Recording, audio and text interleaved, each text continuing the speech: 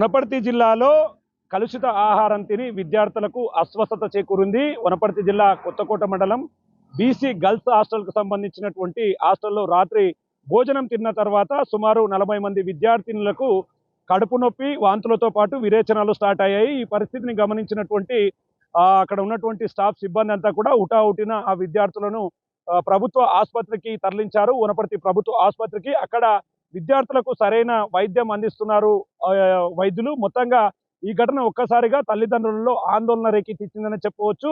అర్ధరాత్రి ఆహారంలో వాళ్ళు టమాటా చారుతో పాటు పప్పు, కోడిగుడ్లు, అదేవిధంగా పెరుగు తిన్నట్టుగా కూడా విద్యార్థులు చెప్తున్నటువంటి సిచ్యువేషన్. మొత్తంగా విద్యార్థులకు ఒకరి తర్వాత ఒకరికి వాంతులు, విరోచనాలు కావడంతో బీసీ బాలికల వసతి గృహానికి సంబంధించినటువంటి టీచర్స్ అంతా కూడా అప్రమత్తమయ్యారు. వెంటనే వారిని వనపర్తి ప్రభుత్వ ఆసుపత్రికి తరలించడంతో పాటు అక్కడ మెరుగైన వైద్య చికిత్సలు అందిస్తున్నారు. అర్ధరాత్రి 12:30, 1 గంట వరకు కూడా పూర్తి స్థాయిలో వారి మీద ఆరోగ్య స్థితిగతులపైన స్థానిక ఎమ్మెల్యే, దేవరకద్ర ఎమ్మెల్యే మధుసూదన్ రెడ్డితో పాటు వనపర్తి ఎమ్మెల్యే మెగారెడ్డి సైతం హాస్పిటల్కు వెళ్లారు. అక్కడ విద్యార్థుల దగ్గరికి వెళ్లి వారి ఆరోగ్య పరిస్థితులపై పూర్తి స్థాయిలో ఆరా తీసినటువంటి సిచ్యువేషన్ కనబడుతుంది.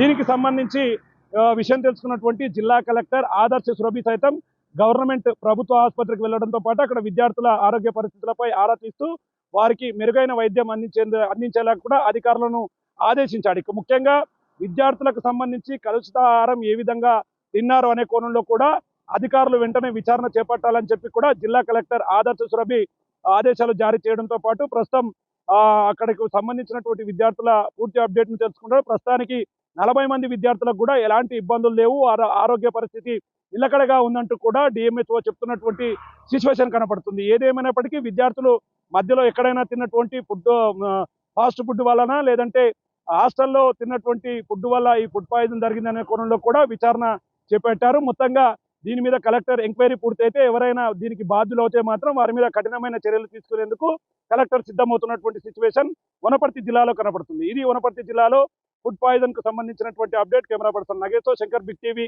వనపర్తి నుండి.